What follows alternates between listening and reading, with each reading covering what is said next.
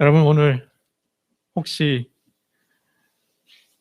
하나님이 잘 보이지 않는다면, 하나님이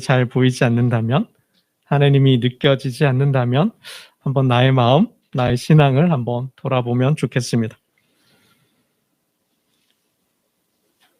하나님은 저기 계신데, 하나님은 여기에 계신데 그 하나님이 보이지 않는다, 느끼지 않는다면 나의 상태에 문제가 좀 생긴 것이죠.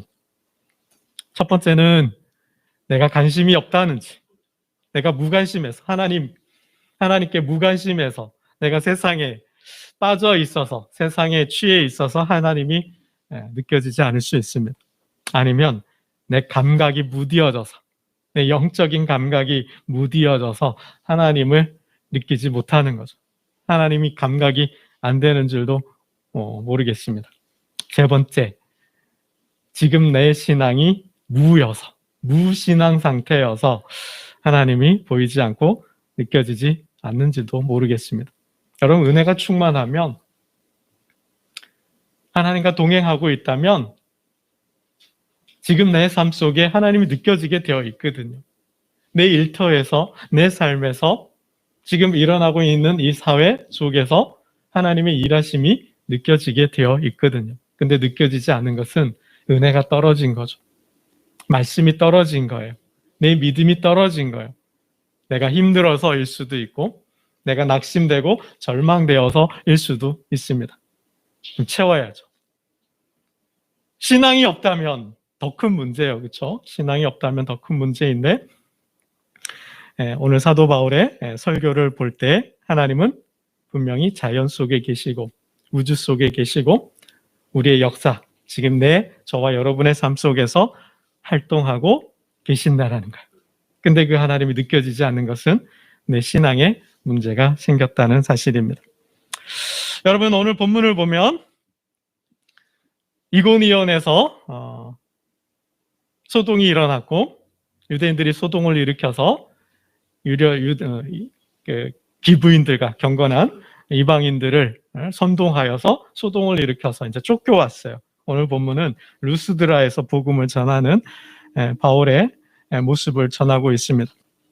루스드라에 와서 거의 도망 오다시피 했죠. 5절 말씀을 보면 돌로 치려고 달려드니 그들이 알고 도망하였다. 그러니까 유대인들 들어서 바울과 그 일행을 돌로 치려고 하니까 이제 루스드라로 이제 도망을 왔습니다. 루스드라에 와서도 복음을 전하는 거죠. 복음을 전하는데 하나님의 역사가 일어났습니다.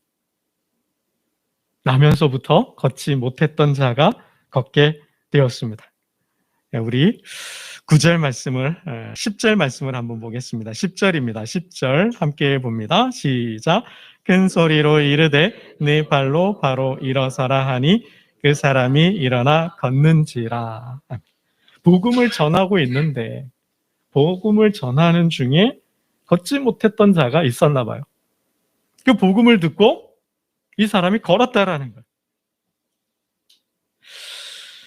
여러분, 말씀이 선포되는 곳에 하나님의 능력이 임하는 줄로 믿습니다.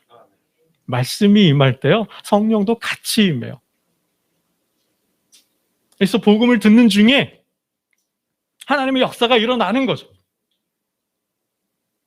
하나님 나라가 임한다라는 거예요. 마치 계시록에서 말씀하는 것처럼 하나님의 도성이 임한다 그랬어요. 하나님의 나라는 권능, 능력, 통치잖아요. 이 성령의 역사 속에서 하나님의 통치, 하나님의 능력, 다스림이 임한다라는 거예요. 그 임함을 느끼면, 그 임함을 경험하게 되면 하나님의 터치죠. 내 마음속에, 우리의 모임 중에 하나님의 능력이 임하는 걸 경험하게 되면 어떤 일이 일어날지 모른다라는 거죠. 오늘 본문에처럼 사도 바울이 말씀을 전하는 중에 하나님의 역사가, 성령이 임함으로 기적이 일어날 수 있다라는 겁니다. 그럼 9절 말씀을 보면 바울이 9절 말씀도 볼까요? 우리 9절 말씀도 봅니다. 시작. 바울이 말하는 것을 듣거늘 바울이 주목하여 구원받을 만한 믿음이 그에게 있는 것을 보고, 말을 바울이 말하는 것을 듣거든. 그러니까 본문에 이렇게 보면 회당이라는 말은 없어요. 보통 사도 바울이 유대인의 회당을 먼저 찾죠. 그리고 회당에서 이제 복음을 전하게 되는데 이 루스드라 지역에서는 회당을 찾았다. 회당에서 복음을 전했다는 말씀은 없어요. 혹시 보면 거리에서, 그러니까 지금으로 노상이라는 표현도 있죠. 거리에서 복음을 전했는지 모르겠어요. 그러니까 이렇게 복음을 전하는데 그 가운데 나면서부터 걷지 못했던 자가 있었어요. 근데 그 복음을 듣는 중에 믿음이 생긴 거죠. 그러니까 사도 바울이 그를 고쳐주었어요. 걷지 못했는데 걷게 했어요. 그 내용을 보니 구원받을 만한 믿음이 그에게 있는 것을 보고 그랬어요. 구원받을 만한 믿음이 그에게 있었다. 그러니까 뭐죠? 말씀을 듣는 중에 뭐가 생겨요? 믿음이 생겼다라는 거예요. 그리고 그 믿음이 뭐예요? 작동했다라는 거예요. 사도 바울의 전한 복음을 통해서 믿음이 생겼고 그 믿음이 뭐예요? 살아서 역사했다라는 거예요. 그 사람 안에서. 그래서 뭐예요? 열망이 생긴 거죠. 소망이 생긴 거예요. 그게 뭐예요? 구원받을 만한 믿음이었다라는 거예요. 우리 성경에는 구원받을 만한 믿음이라고 기록하고 있는데요. 영어 성경을 보면 힐링이라는 거죠. 힐링. Faith to be healed. Faith to be healed. 치료받을 믿음이라는 거예요. 치료받을 믿음. 고침받을 믿음이라는 거예요. 그러니까 이 나면서부터 걷지 못했던 자가 복음을 들으면서 믿음이 생겼는데 어떤 믿음이라는 거예요? 고침받을 수 있는 믿음이라는 거예요. 치료받을 수 있는 믿음이 생겼다라는 거예요. 이게 뭐예요? 아, 나도 나을 수 있다. 아, 나도 고침받을 수 있다라는 믿음이 생겼다라는 거죠. 그래서 뭐예요? 받고 싶다. 열망하게 됐다는 거예요. 소원하게 됐다라는 거예요. 말씀을 듣는 중에 믿음이 생겼고 그 믿음이 작동해서 아, 나도 낫고 싶다. 누구처럼 낫고 싶다. 누구처럼 고침받고 싶다라는 생각이 들었다는 거예요. 그래서 뭐예요? 열망했다라는 거예요. 열망했다라는 거예요. 그것을 누가요? 사도 바울이 느꼈다라는 거예요. 말씀을 전하는 중에. 그러니까 바울은 뭐예요? 말씀을 막 전하는데 아주 말씀을 열심히 들어요. 잘 들어요. 이해도 잘하고 쏙쏙 듣는 거죠. 듣는데 뭐예요? 믿음이 생긴 걸 느껴서요. 그리고 그 믿음이 뭐예요? 낫고 싶다. 나도 고침받고 싶다라는 마음을 사도 바울도 읽었다는 거죠.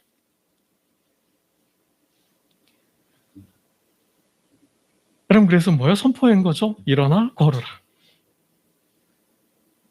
그럼 구원받을 만한 믿음은 어떻게 생겨요? 들음에서 난다 그랬잖아요. 믿음은 들음에서 난다 그래서 하나님의 말씀을 들을 때 믿음은 생기고 믿음은 자란다라는 거예요. 그 믿음이 작동하면, 그 믿음이 힘이 있다면 하나님의 말씀 뭐요? 살았다 그랬죠. 움직인다 그랬죠. 역사한다 그랬잖아요. 그래서 골수를 찔러 쪼갠다 그랬어요. 우리의 마음과 생각을 감찰한다 그랬잖아요. 하나님의 말씀이 들어가서 살아서 역동적으로 움직이면, 작동하면 그 믿음이 움직인다라는 거예요. 그 믿음이 뭐요? 심지어는 산도 움직인다 그랬잖아요. 아주 작은 겨자씨만한 믿음이 있어도 그 믿음이 역사한다 그랬잖아요. 여러분, 예수님이 많은 병자들을 고칠 때 보면 많은 그의 믿음을 본다 그랬잖아요. 저들의 믿음을 보시고 12년 동안 부인과 쥐란을 앓았던 한 여인, 그죠? 하혈하잖아요. 혈루병 여인이었잖아요. 피가 멈추지 않아요. 예수님을 찾아와서 고쳤어요. 그때 여인에게 뭐라 그래? 딸아, 내 믿음이 너를 구원하였다. 딸아, 내 믿음이 너를 구원하였다. 여기서도 구원하였다는 건 뭐예요? 내 믿음이 너를 낫게 했다라는 거예요. 너의 믿음이 네 병을 낫게 했다는 거예요. 너의 믿음이 너를 그 혈루병에서 자유케 했다라는 거예요. 여러분, 이게 무슨 뜻이에요? 여기서의 구원은 뭐예요? 치료했다라는 거예요. 낫게 했다, 고침받게 했다라는 거예요. 성경은 치료해, 예수님이 병자를 치료했다, 치유했다는 표현을 다 구원했다로 번역을 하고 있어요. 여러분, 이 여인의 믿음이 뭐였어요? 예수님의 소문을 들었어요? 12년 동안 자신의 병을 고쳐보려고 했지만 못 고쳤잖아요? 많은 돈을 썼고, 많은 의사를 만났고, 많은 약도 먹었고, 많은 치료법들을 통해서 치료했지만 못 고쳤어요? 그러던 중에 예수의 소문을 들었어요? 아, 예수님께 가면 뭐요? 나을 수 있다. 고침받을 수 있다. 그분은 능력자이고 치유할 능력이 있고 그분은 나를 고칠 수 있다는 이 믿음이죠. 이 믿음을 가지고 왔다라는 거예요. 근데 와서 보니 사람들이 너무나 많아요. 둘러싸고 에워싸고 있는 사람이 너무 많아요. 그럼 부정한 여인이잖아요. 자신을 감추고 신분을 속이고 숨기고 삐쩍삐쩍고 들어가가지고 예수님 앞에도 못 쓰고 어떻게 해요? 뒤로 서요. 그리고 뒤에서 옷을 만지잖아요. 이때 믿음이에요. 뭐요? 그의 옷을 내가 만지기만 해도, 예수님의 옷을 만지기만 해도, 옷가에 그냥 뭐 이렇게 만진 것도 아니에요. 그냥 살짝 집은 것 같아요. 그죠? 그랬더니 어떻게 해요? 주님은 느꼈어요. 능력이 나갔다라는 거. 그때 그 여인의 믿음을 보시고 뭐요? 따라 내 믿음이 너를 고쳤다. 내 병을 치유하였다고 주님 말씀하신 거죠. 여러분, 이거예요. 오늘 이 루스드라의 걷지 못했던 자도 바울의 말씀을 듣는데 믿음이 생겼고 그 믿음이 작동했고, 그러니까 뭐요? 주님이 나를 고칠 수 있다. 주님이 나를 걷게 하실 수 있다. 뛰게 하실 수 있다. 나는 그분으로 인하여 살게 된다. 걷게 된다. 뛰게 된다. 라는 믿음을 가졌다라는 거예요. 그래서 뭐요? 소원한 거죠. 주님, 나도 고쳐주세요. 주님, 나도 일어서게 해주세요. 주님, 나도 걷게 해주세요. 주님, 나도 뛰게 해주세요. 라고 열망했다라는 거죠. 그 소원으로 삼았다라는 거예요. 그럼 이게 굉장히 중요한 거죠. 우리 삶에서 우리의 믿음이 작동해야 된다라는 거예요. 그 믿음으로 인해서 내가 움직여져야 된다라는 거죠. 열망하게 되고 소원하게 되고, 그죠? 그 말씀에 의해서, 그 믿음에 의해서 내가 움직여져야 된다라는 거예요. 그럴 때 하나님의 은혜, 하나님의 역사가 나타난다라는 거죠. 여러분, 앞을 보지 못하는 시각장애인 바디메오가 있잖아요. 예수님이 저 앞에 가요. 그걸 알고 다윗의 자손이시여, 다윗의 자손이시여, 나를, 그죠? 부르잖아요. 주님을 만났어요. 내가 너에게 무엇을 하여 주기를 원하느냐? 내 소원이 무엇이냐? 주님, 낫고 싶어요. 주님, 보고 싶어요. 제가 태어나면서부터 앞을 못 봤거든요. 나 이제 좀 보고 싶어요. 주님 때문에, 주님의 능력으로 이제 좀 세상을 보고 싶어요. 여러분, 이런 마음을 가지셔도 좋다라는 거예요. 가지셔야 한다는 거예요. 이건 믿음이 작동하니까. 주님, 내 삶을 좀 고쳐주세요. 주님, 나를 좀 위로해 주세요. 주님, 이제 나를 좀 자유케 해주세요. 여러분, 이게 뭐 기도죠. 염원이죠. 열망이고 소원이죠. 여러분, 이거는 잘못된 게 아니라고 저는 생각합니다. 왜요? 그것 때문에 육체의 가시가 있잖아요. 나를 찌르는, 내 삶을 찌르는, 내 영혼을 찌르는 그 아픔이 있잖아요. 제가 설 자료도 만들었지만은 야베스가 그의 삶은 그냥 가난이었고, 그의 삶은 환난이었고, 그의 삶은 그냥 근심 자체였어요. 가난했으니, 그죠? 얼마나 먹고 살기 힘들었겠어요. 얼마나 많은 환난들이 있었겠어요. 그러니 그게 다 근심이죠. 근데 기도했잖아요. 하나님 들어주셨잖아요. 자유케 했잖아요. 여러분, 우리의 삶을 내가 감당이 안 돼. 내가 힘들어. 어떡해요? 방법은 없어. 수는 없어요. 능력은 없어요. 벗어날 길이, 빠져나올 길이. 어떻게 기도해야죠. 여러분, 말씀을 들을 때 정리하면, 말씀을 들을 때 믿음이 생기고 그 믿음이 작동하면 열망하게 돼요.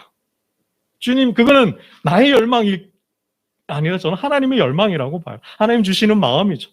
그러한 마음으로, 그러한 믿음으로 우리가 삶을 열망할 때 하나님이 들어주신다라는 거죠. 여러분, 베드로가 성전 미문이죠. 솔로몬 성전 미문에서 걷지 못했던 자를 고쳐주잖아요. 나사렛 예수 그리스도 이름으로 일어나 걸어라. 나는 은도 없다. 나는 금도 없다. 그러나 내게 있는 것으로 내게 준다. 그게 뭐예요? 예수 그리스도라는 거죠. 네가 예수 그리스도를 믿는다면, 그분이 너를 일으킬 수 있다는 것을 믿는다면 너는 일어날 수 있다는 거죠. 너는 뛸 수 있다라는 거예요. 사람들이 몰려왔어요. 너 어떻게 걸었니? 너 못 걸었잖아. 너 태어나면서부터 걷지 못했는데 어떻게 걷게 된 거야? 나를 고쳐준 분은, 나를 걷게 한 분은 예수님이요. 베드로가라는 사람이 예수의 이름으로 나를 일으켜 걷게 했어. 그 사람이 누군데? 저 사람이야. 사람들이 몰려들었잖아요. 왜 우리를 주목하느냐? 내가 왜 이 사람을 낫게 했고 걷게 했다고 왜 우리를 주목하느냐? 내가 아니다. 누구라는 거요? 너희가 십자가에 못 박고, 그러나 그는 죽었지만 하나님이 다시 살리신 예수 그리스도가 이 사람을 고쳤다라는 거예요. 그러면서 베드로는 이렇게 이야기합니다. 그 이름을 믿음으로, 그 이름이 너희가 보고 이 사람을 성하게 하였나니 예수로 말미암아 난 믿음이 너희 모든 사람 앞에서 이같이 완전히 낫게 하였느니라. 그 이름을 믿음으로. 그 걷지 못했던 자는 이름을 믿었어요. 예수의 이름을 믿었어요. 말씀을 들을 때, 복음을 들을 때 믿음이 생겼고, 그 믿음으로 뭐요? 열망한 거예요? 소원한 거예요? 그리고 주님이 그 마음을 보시고 온전케 하셨다라는 것입니다. 여러분, 바울이 무엇라고 설교했을까? 어떻게 설교했길래, 무엇라고 선포했길래 이 사람이 걷게 되었을까? 설교 내용이 안 나와요. 그죠? 뭐라고 설교했는지 저도 좀 궁금해요. 알았으면 좋겠는데 뭐 본문이 말을 하고 있지 않으니까 뭐라고 설교했는지 잘 알 수는 없어요. 그러나 우리가 사도들의 설교들을 볼 때, 사도행전에서 쭉 베드로 설교가 쭉 나오잖아요. 그 설교들을 이렇게 볼 때 핵심은, 요지는 이런 것 같아요. 여러분, 이거는 제가 쉽게 말씀을 드릴 테니까 잘 외워두면 좋을 것 같아요. 예수는 익투스다. 뭐라고요? 예수는 익투스다. 여러분, 익투스가 뭘까요? 이 그리스어예요? 헬라어예요? 예수는 익투스다. 예수는 물고기다. 익투스의 뜻이 원래 물고기란 뜻이에요. 근데 이 익투스는 앞글자만 떠서 익투스라는 단어를 만든 거예요. 이게 풀면은 우리말로 하면 이거요. 하나님의 아들 구세주 예수 그리스도. 여러분 한번 따라해 보세요. 하나님의 아들 구세주 예수 그리스도. 이게 익투스란 뜻이에요. 익투스를 풀면 하나님의 아들 구세주 예수 그리스도라는 뜻이 담겨 있다라는 거예요. 헬라어로 한번 하면요. 예수스 크리스토스 테우 히오스 소테르라는 그리스어입니다. 이게 앞글자만 따면 익투스, 물고기가 된다라는 거예요. 여러분에게 외우기 쉽게, 예수는 익투스다. 예수는 익투스인데, 예수는 물고기인데, 그 단어를 풀면 하나님의 아들 구세주 예수 그리스도라는 거예요. 그가 십자가에 못 박혀 죽었지만 하나님은 성령의 능력으로, 성령 안에서 그를 일으켜 세웠다는 거예요. 다시 살려냈다라는 거예요. 그리고 그분은 하늘로 오르셨어요. 승천했다 그러죠. 하늘에 오르셨어요. 하나님 보좌 우편에 계셔요. 그리고 뭐요? 누구를 보냈어요? 성령을 보내셨어요. 그리고 마지막 때 다시 오신다 그랬어요. 그리고 그분은 뭐예요? 이 땅에서 무엇을 하셨어요? 하나님 나라 복음을 전하며 많은 사람들을 치유하고 고쳤다라는 거죠. 앞을 보지 못한 자, 듣지 못한 자, 말하지 못하는 자, 걷지 못하는 자, 문둥병, 어떤 병이든 심지어는 귀신에 들린 자도 고쳤다라는 거죠. 아마 바울이 예수는 익투스라는 설교를 했을 것 같아요. 그는 하나님의 아들이다. 하나님이신데 사람의 모습으로 이 땅에 왔다는 거죠. 그는 하나님의 현현자라는 거예요. 하나님의 계시자라는 거예요. 그는 하나님이시라는 거죠. 성육했다라는 거, 사람의 몸을 이 땅에 왔다라는 거예요. 그분은 뭐예요? 그래서 왜 오셨어요? 구세주로 오셨다라는 거죠. 구세주가 뭐예요, 여러분? 구세주?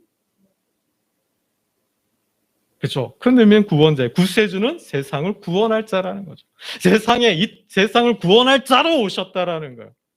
그럼 예수는 뭘까요? 죄에서 구원할 자라는 거죠. 이 세상에 구원할 자로 오셨고 우리를 죄의 결과인 죽음으로부터 구원할 자로 오셨다는 거예요. 그리고 예수 그리스도는 뭐예요? 예수는 그리스도라는 거죠. 메시아라는 거예요. 구원자 뭐예요? 왕으로 이 땅에 오셨다라는 거예요. 온 우주의 왕이라는 거죠. 죽음도 극복한, 죽음도 이긴 이 땅의 왕으로 오셨다라는 거예요. 그분을 믿으면 어떻게 해요? 그분이 이 땅에서 오신 사역이잖아요. 많은 병자들을 고쳤다라는 거죠.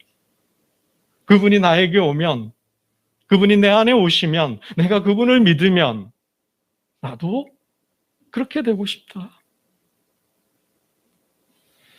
여러분, 그래서 말씀을 들으셔야 돼요. 말씀을 들을 때 믿음이 생기고 그 믿음이 용기를 주는 줄로 믿습니다. 그 믿음이 지혜를 주는 거예요. 그 믿음이 힘을 주는 거예요. 그 믿음이 하게 하는 거예요. 하게 하는 거예요, 믿음이. 믿음이 없으니까 못하는 거죠. 믿음이 약하니까 주저앉는 거죠. 믿음이 약하니까 절망하는 거예요. 근데 그 믿음이 자라면, 그 믿음이 성장하고 성숙하면, 그래서 주님과 하나가 되는 거죠. 네가 내 안에, 내가 너 안에 있는 그러한 단계로 나아간다면 그 삶 속에는 하나님의 은혜가 어떤 역사든 만들 수 있다라는 겁니다. 여러분, 그러나 한 가지 조심해야 될 부분이 있어요.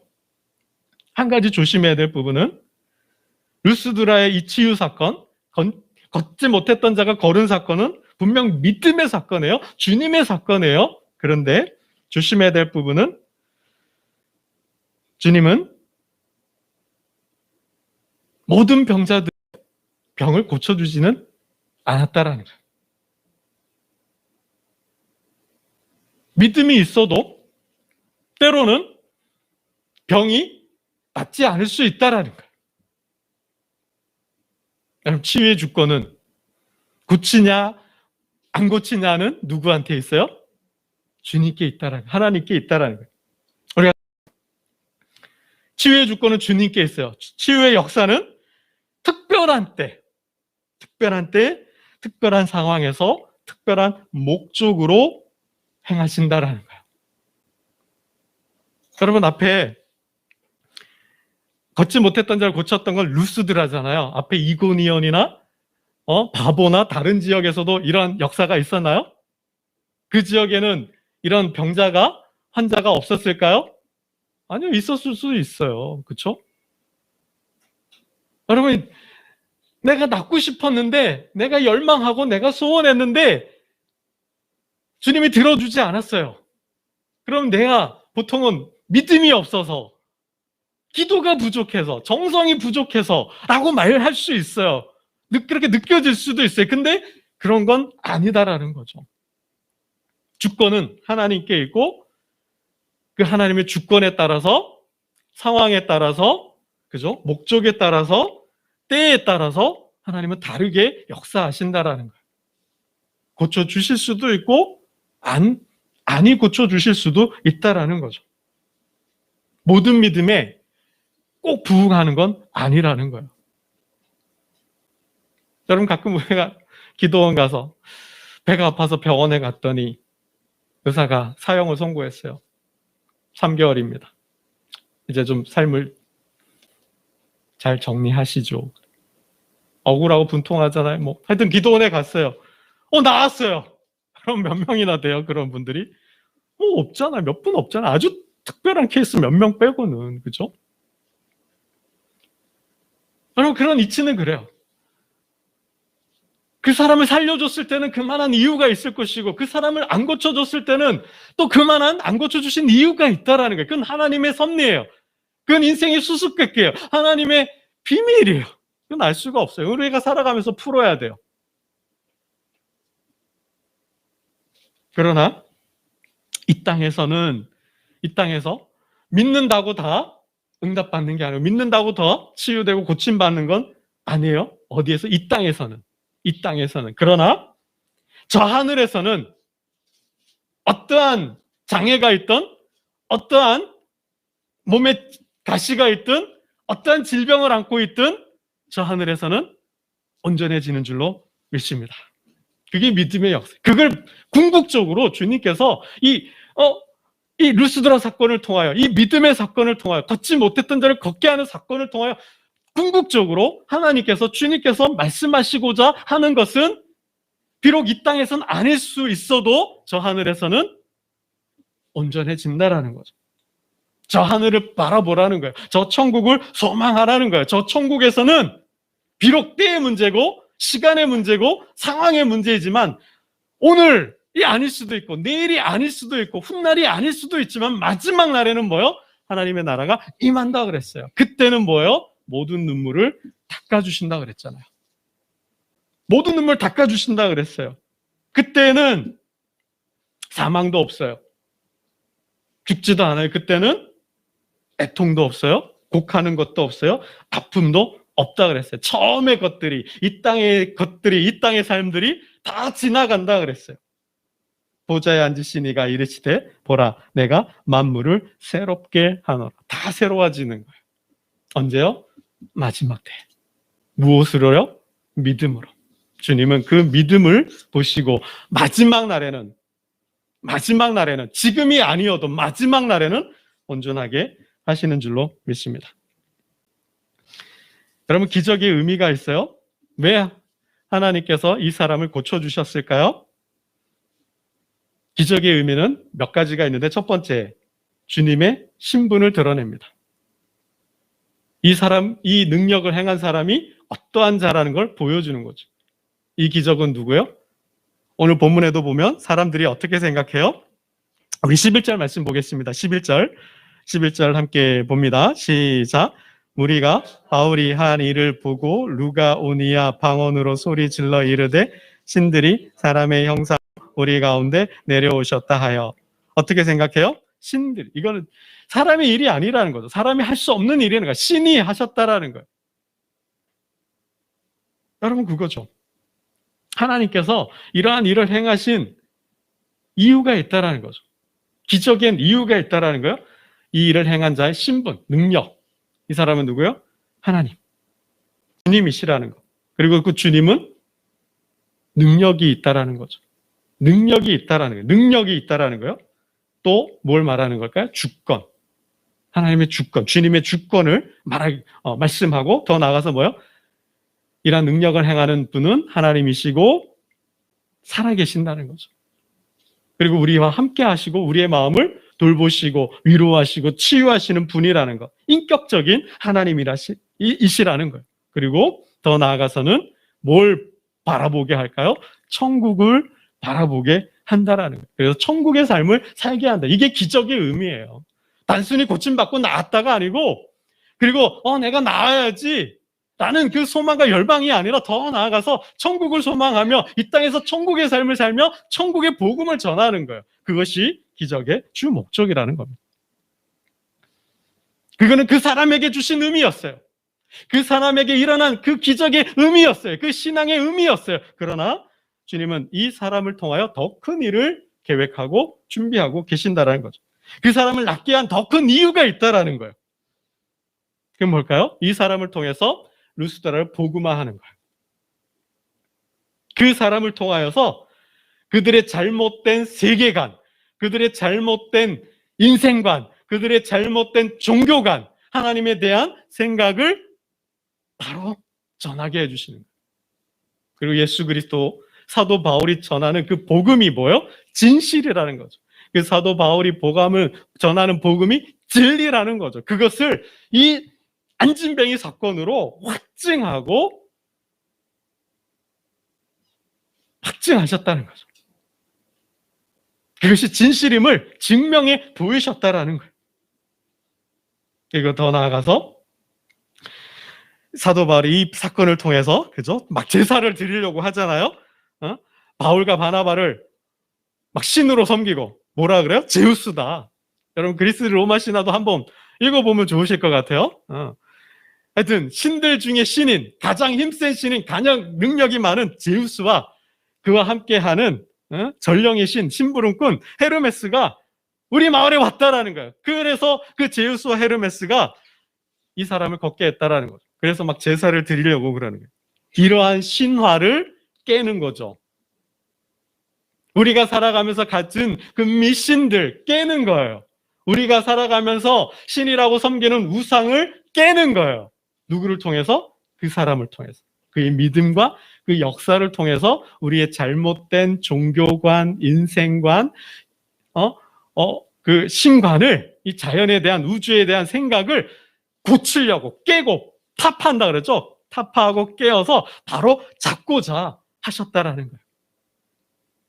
하나님의 특별한 목적이 있는 거죠. 여러분 우리 15절 말씀을 읽고 말씀을 맺고자 합니다. 시간이 많이 갔네요. 우리 14절 15절 읽고 말씀을 정리하고 맺겠습니다. 14절 15절입니다. 시작. 두 사도 바나바와 바울이 듣고 옷을 찢고 무리 가운데 뛰어 들어가서 소리질러 이르되 여러분이여 어찌하여 이러한 일을 하느냐? 우리도 여러분과 같은 성정을 가진 사람이라 여러분에게 복음을 전하는 것은 이런 윷된 일을 버리고 천지와 바다와 그 가운데 만물을 지으시고 살아계신 하나님께로 돌아오게 함이라. 복음이 전하여지기 전에는 너희가 몰랐다라는 거예요. 하나님께서 너희를 잠깐 방임하셨다라는 거예요. 그냥 곁에 두셨다라는 거예요. 그 이유는 다음에 또 설명을 하고요. 그래서 온 우주 만물을 설계하고 창조하고 그리고 창조하신 이후에도 관리하며 경영하며 구원하시는데 너희가 알고 있는 그 신이 아니라는 거죠. 우리의 삶을 주관하고 관리하고 우리와 함께하고 우리를 치유하고 고쳐주시는 그분은 누구라는 거예요? 바로 예수 그리스도를 이 땅에 보낸 하나님이시라는 거예요. 그래서 뭐예요? 신화를 버리라는 거예요. 너희가 알고 있는 그 그리스 신화들 다 버리라는 거예요. 그 우상들 다 버리라는 거예요. 그리고 뭐예요? 하나님께 돌아오라는 거죠. 여기에 목적이 있었다는 사실입니다. 여러분, 믿음은 들음에서 나는 줄로 믿습니다. 그래서 예배 사모하시고요. 말씀을 사모하시고 개인 경건생활, 예배를 통하여 말씀을 듣고 그 말씀이 내 안에 들어오면 주님이 거하시는 거예요. 그 주님을 의지하게 되는 거예요. 그 주님을 믿게 되는 거예요. 그러면 어떠한 형편과 처지에 놓여도 믿음이 작동한다면 나를 짓누르고 나를 찌르고 나를 불안케 하고 두렵게 하고 염려케 하는 것들, 그 믿음이 작동하면 승리케 하고 이기게 하고 극복하게 하는 줄로 믿습니다. 그런다면 삶이 풍성해지는 거예요. 그 삶 속에 내가 생각하지도 못했던 그 하나님의 은혜의 능력을 경험할 수도 있습니다. 그런 사실, 그러한 역사를 통하여 여러분의 가정이, 직장과 일터가 정말 하나님 나라로 화하는, 믿지 않는 자들이 하나님을 보는 은혜가 있기를 주님의 이름으로 축원합니다. 기도드리겠습니다. 하나님 아버지 감사합니다.